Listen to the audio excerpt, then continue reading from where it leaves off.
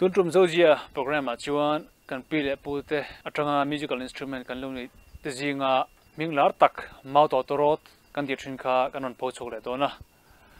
mau to torot hi kan muang hian tuna ka ken lai hi ani a te chuan hei mau sang sang kha kan tan bunga te chuan a sai sinang lo kha kan zom khom ta a atlang puin a sei theng deuh in an zom tlang puya ti chuan tuna kan lai hi F ki khania chuan amor rang hi kan ham ta amor hi kan tilanga tian amor hi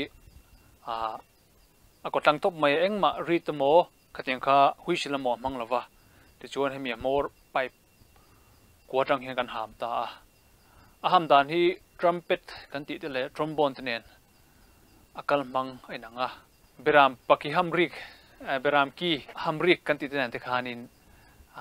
akal mangin angani chu chu kan pi le pu te khan an lo nei ve veka aminga mau to torot an ti ni te chuan ari hi apui khop mai hi chu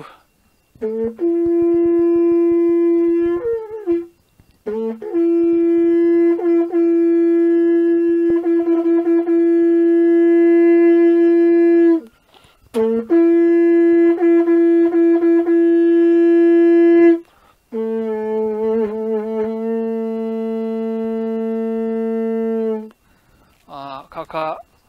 arikal mang ani kan pi le pu te tanga musical instrument kan nei te hi an theuneu lo le chu wang chuan thang thar ten heng kan musical instrument te hi kan chom nu na avon dun zel na te kan tho kha kan ti bak moni ti kha kan thre ta poimo ome te chuan kan soi tong khan hi mau to torot kan pi le pu te na musical instrument an lo hlute mem thina ni